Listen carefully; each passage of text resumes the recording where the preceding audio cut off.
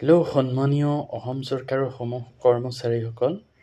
তো আজি লৈ আনিছোঁ মাৰ্চ মাহৰ দৰমহা সম্পৰ্কীয় আকৌ এটা গুৰুত্বপূৰ্ণ মেছেজ, যিটো 5/4/2024 তাৰিখে ওলাইছে আছাম ফাইনেন্স ডিপাৰ্টমেণ্টৰ পৰা। সকলো ট্ৰেজাৰী অফিচাৰসকললৈ এই মেছেজটো পঠিয়াইছে।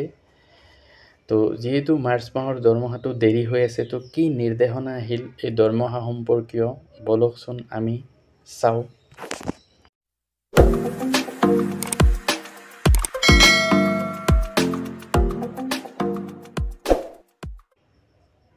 তো এইটো চাব পাৰিছে WT মেছেজ, ডেট অফ 5/4/2024 আহিছে ফাইনেন্স আছাম দিছপুৰৰ পৰা।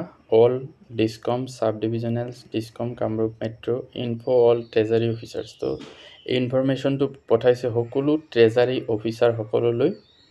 তো কি লিখিছে যে number ECF BB 14814/848 dated Dispur the 5th April 2024 in pursuance of budget communication for 2024-25, Treasury officers are directed to accept and pass bills, checks other than bills, checks mentioned in earlier WT message issued by number ECF BB 14814/847 dated Dispur the 2nd April 2024, from 5th April 2024, repeat 5th April 2024 onwards, message over.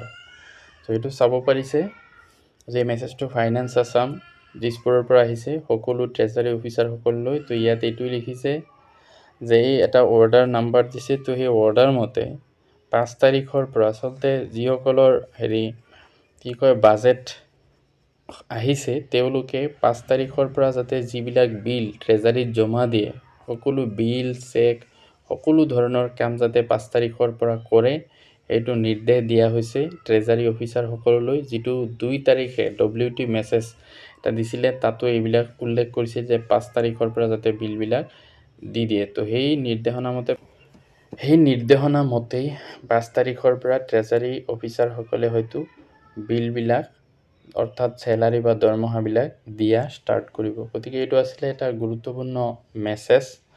আশা কৰোঁ আপোনালোকে বস্তুটো গম পাইছে। গতিকে এনেকুৱা খবৰ আৰু পাই থাকিবলৈ মোৰ চেনেলটো ছাবস্ক্ৰাইব কৰি থ'ব।